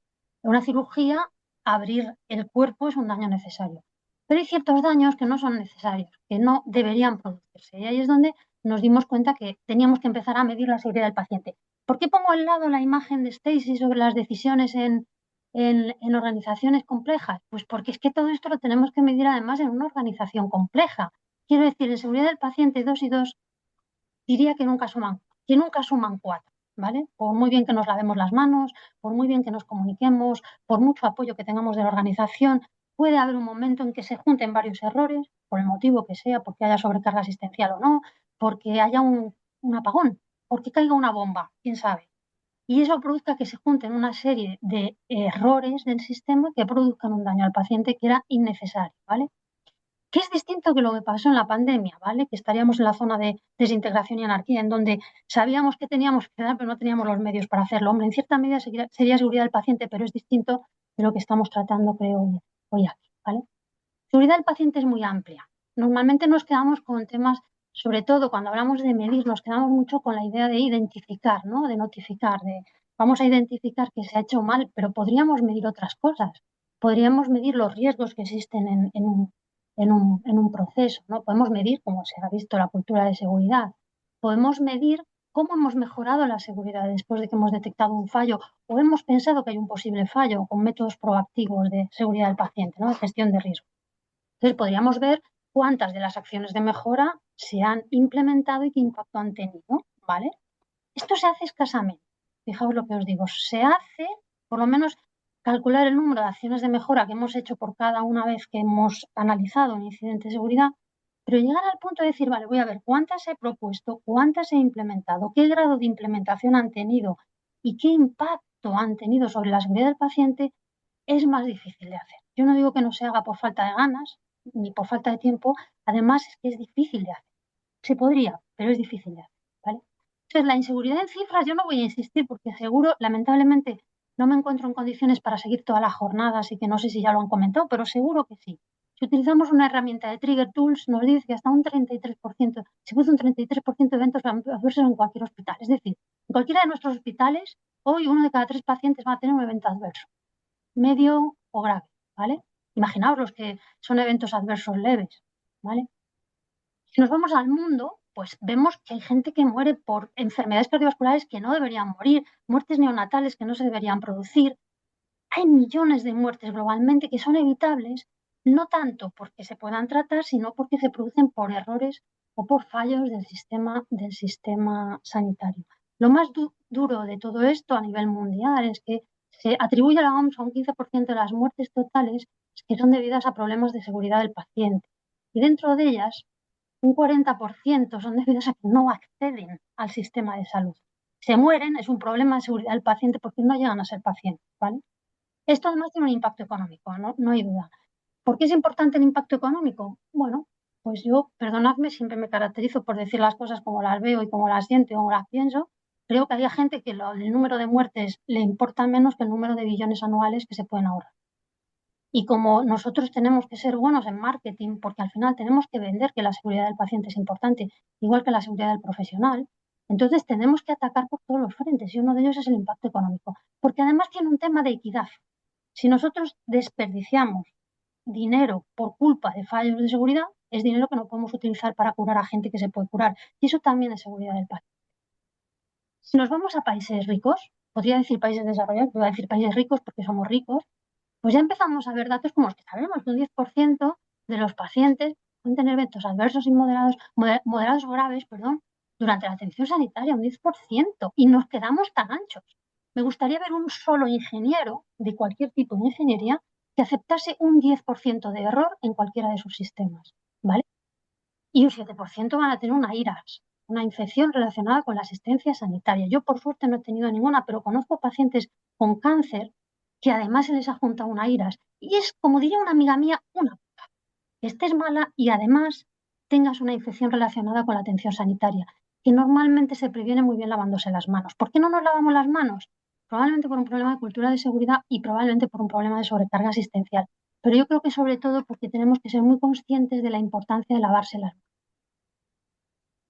Vale, esto es un ejemplo clásico, el To Where is Human es del 99, y decían cosas, porque ellos también son muy buenos los estadounidenses en marketing, decían cosas como que hay más muertes debidas a eventos adversos que los accidentes de automóvil, el cáncer de mama o el SIDA. Por suerte esto ya ha evolucionado mucho, lo digo por experiencia, ¿vale? Esta frase impacta porque uno entiende que no debería ser así. Ojo, a los hospitales va la gente enferma, ¿vale? Esto tiene un sesgo, esta afirmación tiene un sesgo, que nunca la mencionamos porque va en contra de lo que queremos enviar como mensaje. Pero lo cierto es que no debería ser un deporte de riesgo ir a un hospital o a un centro de salud. Yo hablo más desde la perspectiva hospitalaria, que es la que conozco mejor, ¿no? Y esto es nuestro estudio ENEAS, que ya lo conocéis, que también vino a sacar cifras similares, una prevalencia de un 9,3, y el 42% de ellas eran completamente evitables, ¿vale? A mí se me hace mucho, ¿no? Este nivel de error. Vale. En Madrid, después se continuó con un proyecto llamado SMART, en el que, bueno, aprovechando el EPINE, pues se analizaron los eventos adversos en hospitales, entre ellos hospitales terciarios. Esto es un ejemplo de un hospital terciario. Y fijaos que al final el equipo de investigación llegó a la conclusión de que llevaba se habían producido en mayo, ¿no? Bueno, se supone que es un corte transversal que se debería hacer en un día, bueno, 76 eventos adversos ligados a la asistencia en 61 pacientes. Ojo, que hay gente que es que además reincidimos teniendo eventos adversos, lo cual no es raro, ¿vale? Porque normalmente un paciente que tiene un evento adverso puede tener factores predisponentes para esos eventos adversos. Por ejemplo, pacientes que están solos, por ejemplo, pacientes confusos, por ejemplo, pacientes que no son muy conscientes de la gravedad de su situación, ¿no? ¿Vale? Entonces, tiene su cierto sentido, pero lo cierto es que hay a pacientes es que le toca doblemente el bingo de los eventos adversos. Vamos, que al final 9,9 eventos adversos graves, un 10% de prevalencia, 2,3% resultado de éxitos en 2019 que se hizo esto, ¿vale? Madre mía, es que en 14 años tampoco hay tanta diferencia. Es el mismo hospital, diferentes años, tampoco hay tanta diferencia, ¿no? En el número de eventos. O sea, hay cierta diferencia porque ha crecido el número de pacientes en ese hospital, ¿vale? Y esto a mí me descorazona. No se ha hecho un análisis estadístico porque no se podía, no se ha hecho como para saber si la diferencia es estadísticamente significativa o no, pero lo que sí me descorazona es que nuestra forma de medir la seguridad del paciente tiene poca capacidad de reacción. Porque después de 14 años lo único que podemos decir aquí es, ups, igual no lo estamos haciendo tan bien, igual no hemos mejorado tanto. O en el mejor de los casos, como nos estaba presentando Yuri, decir, ay, qué bien, en algunas cosas hemos mejorado, pero ups, seguimos pensando que no tratamos suficientemente, con suficiente seguridad a los pacientes. Esa percepción produce burnout en los profesionales. Pensad que hay un porcentaje elevado, no lo recuerdo, Yuri, perdona, de profesionales que piensan que no está tratando con la suficiente seguridad a sus pacientes. Eso es muy duro, ¿eh? Eso es muy duro para un profesional sanitario. Entonces, tenemos poca capacidad de reacción. Yo os dejo esta cita, porque me gusta mucho del To Err is Human, que dice, hay tantos errores nuevos por cometer que es tontería cometer el mismo 2 veces. Y esto creo que lo hacemos bastante bien, ¿vale? Medimos bien no medimos bien, infranotificamos y por tanto no medimos todos los incidentes de seguridad, pero es cierto que cuando los identificamos, cuando los analizamos, aprendemos. Porque somos gente lista y porque nos preocupan los pacientes. Entonces, es verdad que intentamos no cometer el mismo error 2 veces. Sí, sin embargo, año tras año, cuando sale el ranking de las causas principales, las causas raíz de eventos centinela, casi siempre son las mismas. La comunicación, la falta de apoyo, el trabajo en equipo, casi siempre son las mismas, ¿no? Entonces aprendemos, bueno, lo que podemos. Medir es una palabra muy bonita, pero implica cosas importantes, ¿no? Desde una estrategia de seguridad del paciente, las he buscado, la del Ministerio, la de Madrid, que es donde yo trabajo, la de la OMS, la de buscar indicadores del HRQ, bueno, todas estas estrategias luego hay que llevarlas a la operativa del día a día, ¿no? Y a eso se le llama ciencias de la implementación. Me da un poco igual. Lo que quiero decir es que cuando hacemos una estrategia, yo he participado en algunas, quedan muy bonitas. Y tenemos clarísimo lo que hay que hacer, lo tenemos clarísimo. Y tenemos bastante claro también lo que hay que medir. Luego empezamos a recortar porque no puede haber tantos indicadores, la fatiga de medición de indicadores es importante, pero claro, pensemos que ahora tenemos herramientas nuevas que nos permiten medir automáticamente indicadores. Pero una de esas estrategias tan bonitas que hacemos con tanto mimo, luego hay que medir de verdad. Y eso lleva un trabajo que no es sencillo, ni siquiera idear qué indicador vamos a utilizar para medir, ¿vale? Entonces, fijaos, tenemos que tener en cuenta miles de cosas, desde el TQM a, pues, yo qué sé, el valor que aportamos, las características de la calidad, todo, y la organización, ¿no? La estrategia de la organización, para poder desarrollar indicadores que nos permitan, que al final es el fin último, desarrollar estrategias para dar respuesta cuando encontramos un problema. Disculpad que estén en inglés algunas diapositivas, ¿vale? Este es este lo conocéis, es el marco conceptual de indicadores de Avedis Donavedian. Yo siempre me permito, humildemente, muy, muy lejos de sentirme yo capaz de mejorar lo que Avedis Donavedian ha hecho, me permite añadir un cuarto tipo de indicador, yo os lo explico. Pero Avedis Donavedian nos decía con buen criterio que hay que medir 3 cosas para medir bien un proceso: estructura, proceso y resultado.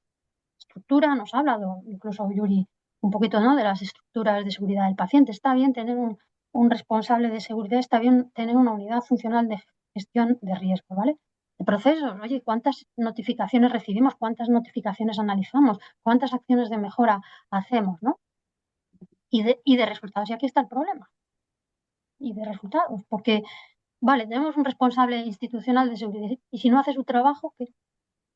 O si no le dejan hacer su trabajo, ¿vale? Tenemos una unidad funcional de gestión de riesgo, pero ¿y si no se reúne o se reúne y no atiende? Notificamos, analizamos y proponemos 17 acciones de mejora por cada uno de los incidentes de seguridad, pero no las implementamos. Y de hecho no se implementan la mayoría, es muy triste.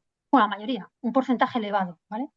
A mí ya más de un 10% de acciones de mejora que no se implemente me parece una barbaridad, pero son más de esas, por lo menos en mi experiencia. Entonces, estructura y proceso nos ayudan, invariablemente. También introducen sesgos, lo decía muy bien Yuri. Si tú quieres mejorar la seguridad del paciente, lo primero que tienes que hacer es conseguir que notifiquen. Y eso significa que a veces los servicios o las unidades que más seguridad del paciente y más cultura de seguridad del paciente tienen mayor número de notificaciones, precisamente por eso. Quien busca encuentra, ¿vale? Pero tenemos que medir resultados. Yo ahora os pregunto, ¿cuál es el resultado de la seguridad del paciente? No hacer daño al paciente, no hacer daño innecesario al paciente, evitar un evento adverso. Ese es el resultado, ¿no? Entonces, podemos medir resultados de lo que ha salido mal. Reducción de infecciones, pues número de eventos centinela, por ejemplo, que no se han vuelto a producir en X años, o eventos adversos en general, ¿no? Podemos medir eso, pero idealmente lo que tendríamos que empezar a medir son cosas como los near miss, que dicen la HRQ, ¿no? Los cuasi incidentes que decimos nosotros. Y ojo, ojito, que íbamos a poner una sangre a un paciente que no era la suya, pero gracias a esta barrera de seguridad lo hemos evitado. Eso es un resultado de seguridad del paciente. Hay un protocolo, estructura, hay unas personas que se encargan de hacer el seguimiento de ese protocolo, también es estructura, ¿vale? Hay unos medios que están en el proceso y han evitado un evento adverso, ¿vale? Eso es un resultado de seguridad del paciente. Decir que se han producido este año un 3% menos de errores de medicación en nuestro hospital que el año pasado es un buen resultado, pero es un resultado de falta de seguridad del paciente. Pero es lo que podemos medir más fácilmente y está bien que se mida, ¿vale? Solo digo que tenemos que empezar a pensar otras maneras de medir seguridad del paciente. Y luego yo añado siempre el cuarto tipo de indicador, que es el que yo digo que cada vez estamos más cerca porque somos más conscientes de lo que es la experiencia del paciente y la experiencia profesional y la calidad de vida relacionada con la salud y la calidad de vida relacionada con el trabajo de los profesionales, que son los indicadores de legitimación. ¿Hasta qué punto, hasta qué grado nuestros stakeholders, nuestros clientes internos, externos, los pacientes, los profesionales, legitiman lo que hacemos? No hasta qué punto el paciente no solo participa de su seguridad, que evidentemente es el próximo paso, que ya lleva siendo el próximo paso demasiados años, ¿vale? Sino hasta qué punto ese paciente se siente seguro con la atención que recibe. Y os advierto que aquí sí salimos bastante bien parados, ¿eh? Los pacientes se sienten muy seguros. Y yo que ahora soy paciente, a veces estoy allí como un paciente, ¿cómo se llama esto? El paciente cero este. Y veo cositas y yo veo a los pacientes tan contentos y no. Hay problemas de seguridad y están ahí. Factores predisponentes, vamos a decir. Ellos no los ven. Ellos, en general, quiero decir, pacientes que no son profesionales. Yo soy paciente como ellos, pero soy profesional también. No los ven. Yo, por ejemplo, veo la cara de cansancio de mis compañeros cuando me están atendiendo, porque llevan tropocientas horas trabajando y todavía tienen que atender, ¿vale? Esos son factores predisponentes. Entonces, yo los veo, pero los pacientes en general no los ven y salimos muy bien parados. Pero es necesario entender cómo de seguros también, cómo nos legitima su seguridad como organizaciones seguras para los pacientes. Y claro, también habrá que ver cómo vamos a hacer esto desde un punto de vista humano, ¿no? El factor humano es importante en la seguridad del paciente. Uno de las causas raíces es la comunicación. No hay nada más humano que la comunicación. O como dice el Principito aquí, que no es del Principito, pero bueno, que lo que no contamos, el silencio entre nosotros, lo que los pacientes no nos cuentan. Y eso también habría que empezar a medir, ¿vale? Entonces, esto un poco para no olvidarme de comentaros lo de que es necesario empezar a entender cómo de seguro se sienten los pacientes, no si tienen cultura de seguridad, no solo si participan, sino que cuando ellos van al hospital se sienten seguros. Yo personalmente siento decir esto, y no quiero desmerecer ni faltar a mis compañeros, les adoro, me están tratando mis amigos, yo no puedo estar más segura que en sus manos, pero sinceramente yo no me siento segura en un hospital, nunca me he sentido y nunca me sentiré segura. Otra cosa es que ellos me han hecho sentir bien pero para mí la anestesia general de la cirugía fue un momento de pánico atroz, porque yo sabía todo lo que puede salir mal en una cirugía. Y ya, no solo por complicaciones, sino por eventos de seguridad del paciente, porque los había analizado. Y sin embargo me hicieron sentir seguro. Eso también os lo digo. Pero es bueno saber cómo de seguro se siente un paciente cuando cruza la puerta de nuestro hospital, ¿no? Cómo de seguro nos sentimos los profesionales, no solo cómo de seguro nos sentimos de la seguridad que le damos al paciente, sino cómo de seguro nos sentimos nosotros como profesionales trabajando allí y cómo de segura se siente la población respecto a lo que nosotros hacemos, ¿vale?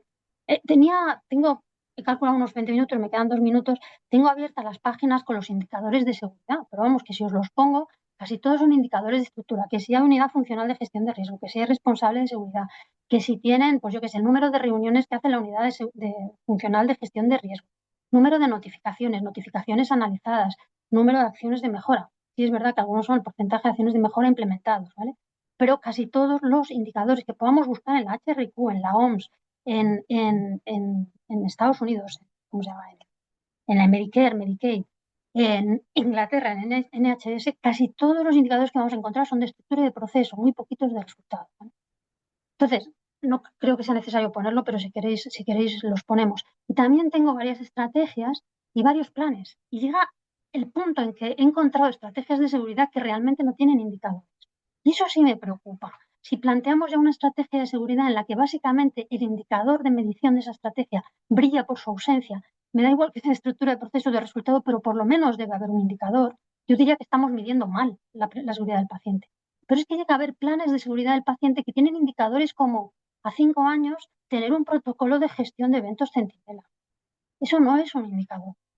Eso es un must have, que dicen los americanos. Eso es necesario. Un indicador es otra cosa.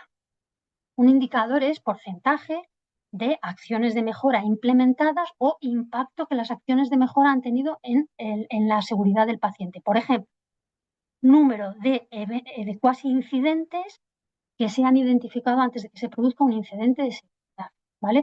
La lista de verificación quirúrgica, que la hacemos muy a la ligera, tiene una parte en la que tú puedes indicar qué cosas han salido mal o qué cosas podrían haber salido mal. Y eso es una buena forma de identificar cuasi incidentes.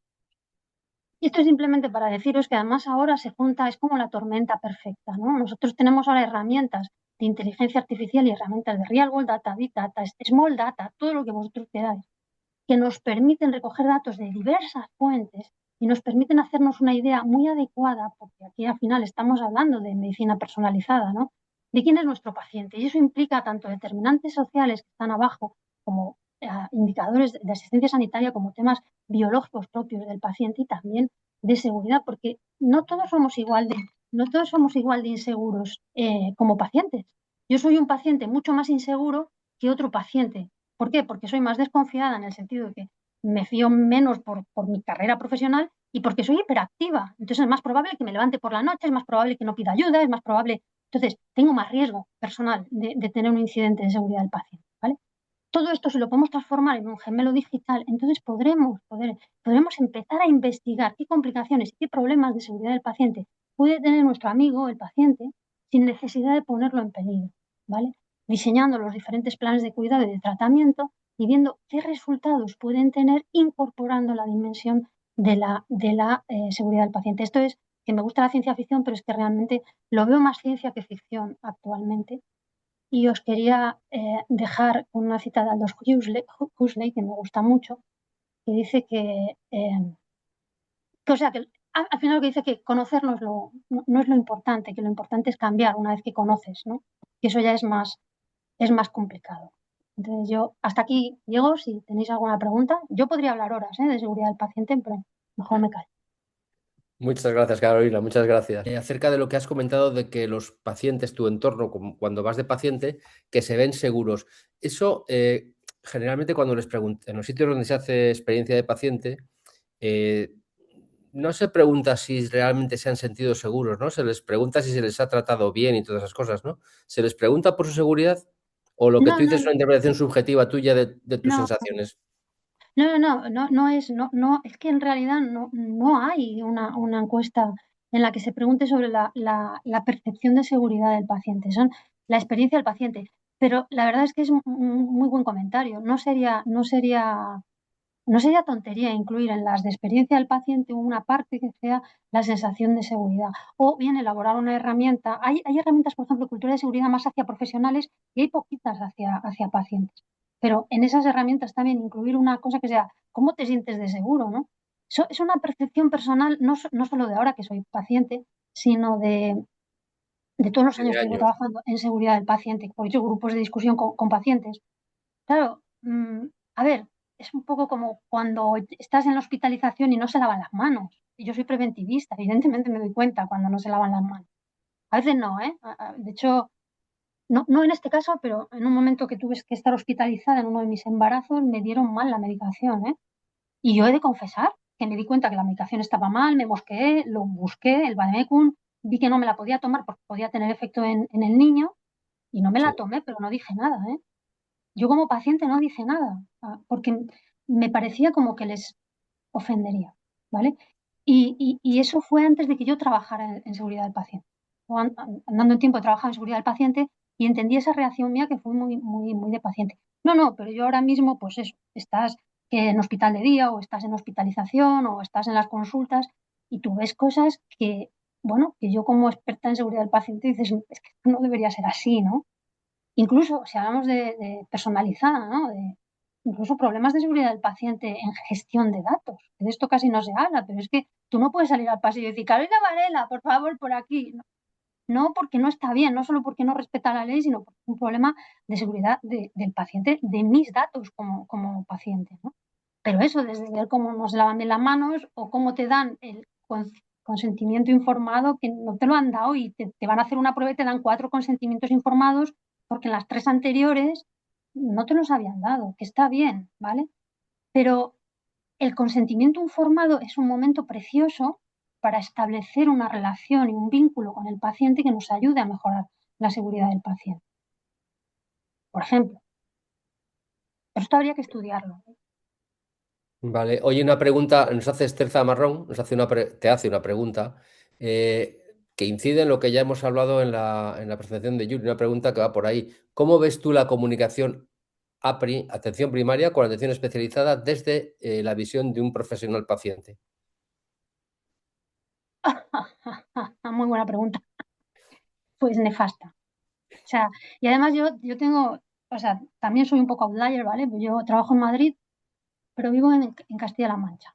Pero yo decidí que me trataran en mi antiguo hospital en el 12 de octubre porque les adoro. Es la mejor unidad de mama de España, con todo el respeto incluso para mi nuevo hospital, el Gregorio Marañón, pero son amigos míos, he dirigido algunas tesis ahí, conozco el proceso y les adoro y no podía tratarme en otro sitio y me están tratando fenomenal. Pero eso hace que yo esté en esa situación en la que soy de una comunidad autónoma.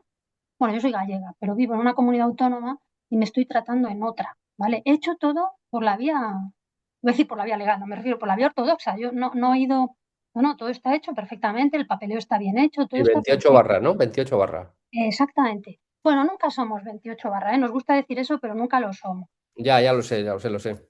Y te voy a decir que lo primero es porque el que te da la noticia es tu amigo. Y eso cambia muchísimo a que te lo diga una persona que no conoces de nada, ¿vale? Respecto a la confianza que te da, a mí mis médicas me dicen que me tire por un puente y me tiro. O sea, así mismo te lo digo. Pero claro, llega el punto en que yo no tengo ningún tipo de comunicación entre la atención hospitalaria y atención primaria de mi comunidad autónoma.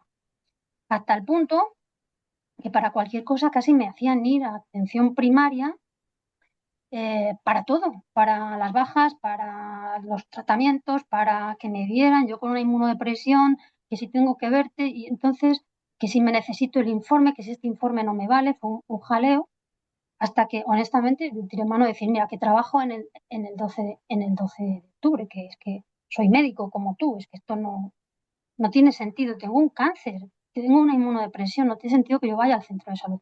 Ya lo entendió, médica cabecera, y bien, ahora todo fluye, pero hizo un poquito falta echar mano, porque ya me harté de no decir nada, echar mano de eso.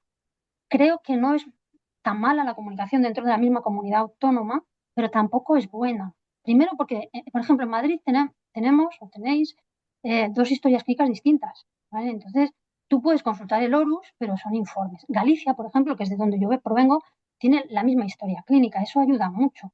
pero aún así hay que comunicarse con el médico de atención primaria, ¿no? Desde el hospital. Y hay una cosa que me llama mucho la atención, que es el informe de alta hospitalaria, que es una herramienta pensada para el paciente y para el médico de atención primaria. Y no sirve ni para una cosa ni para otra. Que nos empeñamos en copiar y pegar información que no sirve para nada. Bueno, que sirve para poco, ¿no? Entonces, si no creemos nosotros mismos en la comunicación y de la misma manera, o sea, un médico de atención primaria muchas veces, y esto hablo ya completamente fuera de toda experiencia, porque yo no soy médico de atención primaria, pero me da la sensación de que no se atreven a llevar la contraria a un especialista. Por ejemplo, conciliar la medicación. Pues a lo mejor tú no tienes que decir qué medicación quitar o poner, pero a lo mejor sí tienes que hablar con el equipo que atiende ese paciente en el hospital para que entre todos decidáis qué medicación quitar o poner, ¿no? Y esas cosas es raro que se hagan. Y muchas veces se hacen a través de farmacia, en el caso de la conciliación de medicación, ¿no? Entonces yo creo que la comunicación con o sin historia clínica electrónica común es mala. Es mala porque nos vemos como cosas distintas. Es más, nos atacamos, ¿sabes? Estás en una urgencia, estos de los de primaria, que no paran de mandarnos gente. Y estás en primaria y dices, los del hospital, que no paran de rebotarnos a los pacientes porque no los quieren ver, ¿vale? Entonces, estos discursos no me los estoy inventando. No sé. No, tienes toda la razón, tienes toda la razón. María, ¿quieres hacer algún comentario? Opino todo lo que ha dicho Carolina, opino totalmente lo mismo que ella. Vamos, Vale. actualmente también estoy viviendo un proceso cerca y es que es tal cual lo está diciendo. Sí, clavado. ¿La seguridad del paciente sigue ocupando el lugar estratégico que debería o solo vuelve al centro del debate cuando ocurre un incidente? A ver, esta es mi opinión personal, pero yo creo que ahí lo que más gracia me hace es la palabra sigue. La seguridad del paciente nunca ha ocupado un sitio estratégico.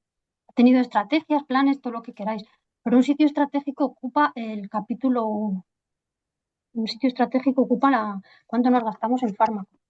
Un sitio estratégico ocupa las ideas brillantes que ha podido tener cualquier político al que hayan puesto en un cargo que a lo mejor merece. La seguridad del paciente nunca ha ocupado un sitio estratégico, lamentablemente, porque nos molesta. Porque lo que medimos es la inseguridad del paciente. Entonces nos molesta. Yo creo que nunca ha ocupado un sitio estratégico el que debería, que sería muy central, como la calidad. La calidad tampoco nunca. Se nos llena la boca de hablar de calidad. ¿Vosotros de verdad creéis que estamos enfocando el sistema a la calidad? Si estuviéramos enfocando el sistema a la calidad, no estaríamos haciendo muchísimas cosas que se están haciendo, ¿vale? O estaríamos dejando de hacer muchas cosas que se están haciendo. Entonces, no, yo personalmente creo que nunca ha tenido un lugar estratégico y en general salta a la palestra cuando hay un incidente grave, que hay gente, muchísima cada vez más, que se dedica como un martillo pilón a la seguridad del paciente, cada vez son más, son un ejército, ¿eh?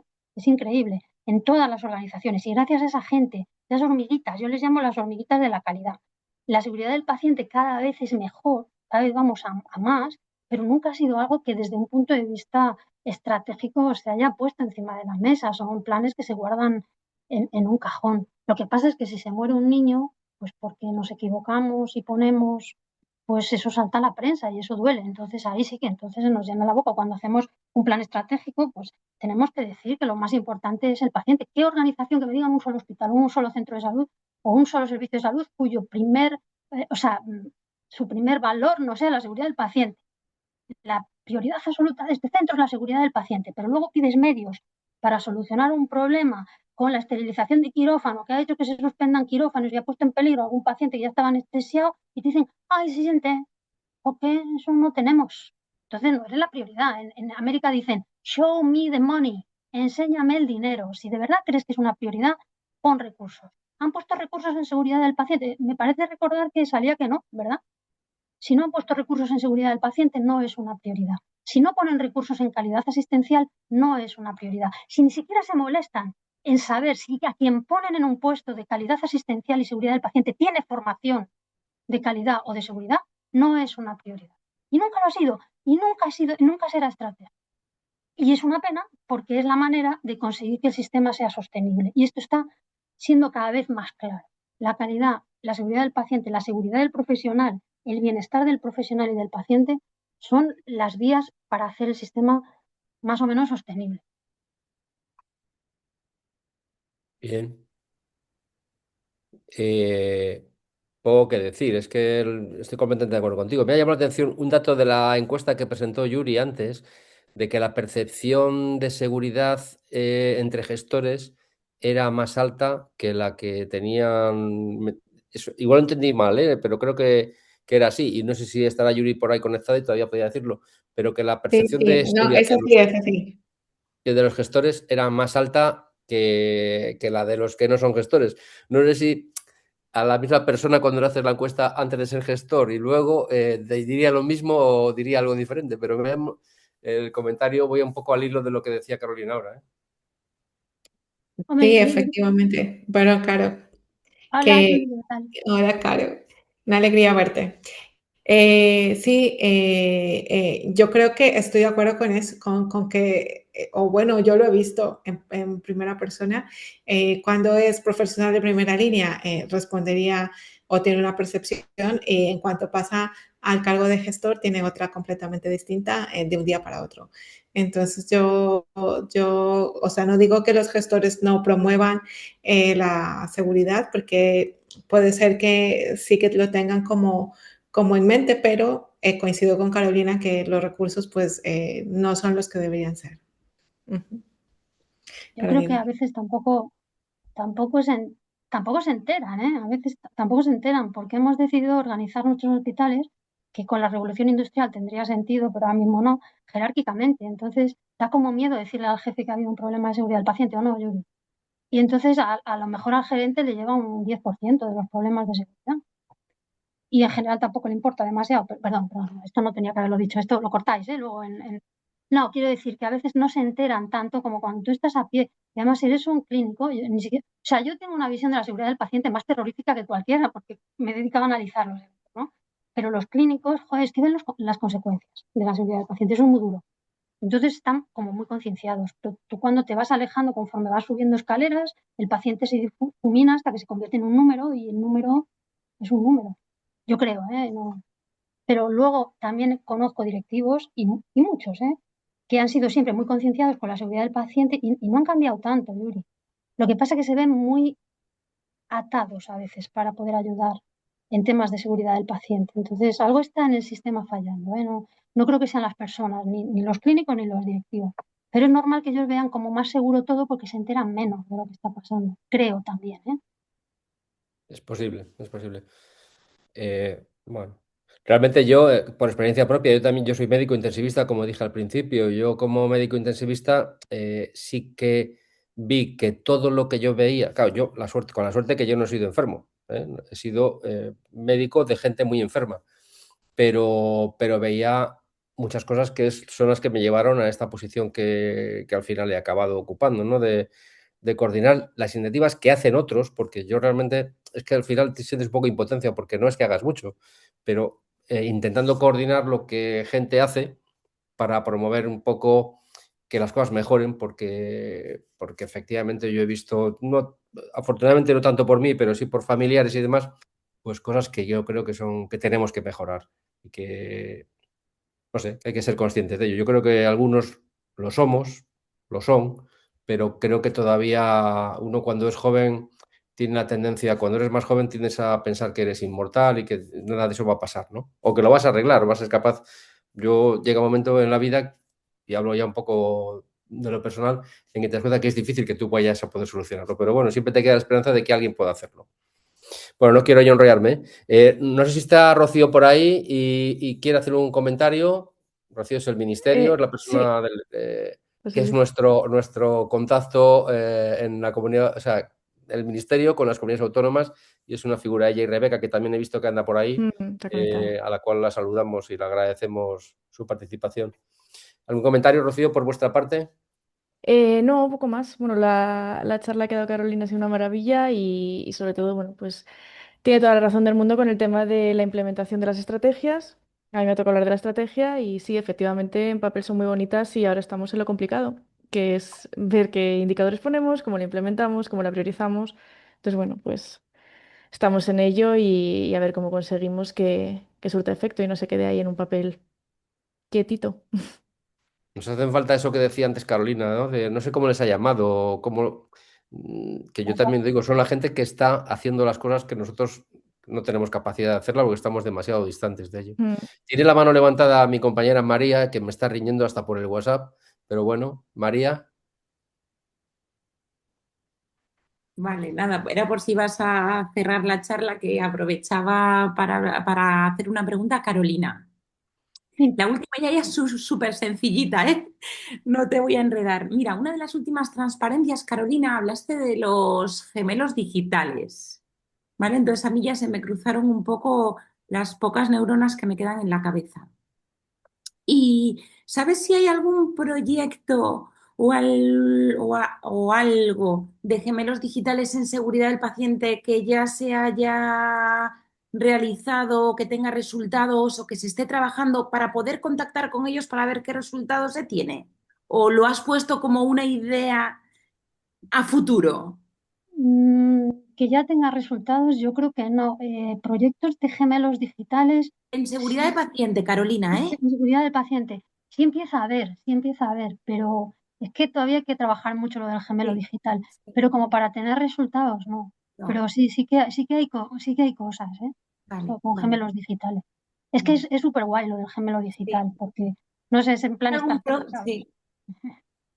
Pero sí, sí, sí. Sí me Pero aún entero de tenemos ello. largo camino, para aprender de ello, porque Bueno, gracias a Dios, porque tendremos que hacer la adecuación. Quiero decir que también nos lanzamos a estas herramientas, habrá que ver que cumplan con el gol estándar y todo esto, pero que sí que empieza a haber proyectos y que cada vez va a haber más. Esto es exponencial.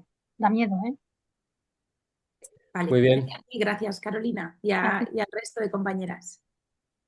Vale, no sé si alguien más quiere hacer alguna pregunta. En el chat no veo ninguna. Yo creo que son las 6 menos 10. Teníamos el horario hasta las 6, pero si acabamos antes, mejor. Ya sabéis que lo bueno, si breve, 2 veces bueno. Siempre lo digo. Bueno, ahora digo esto y me sale aquí.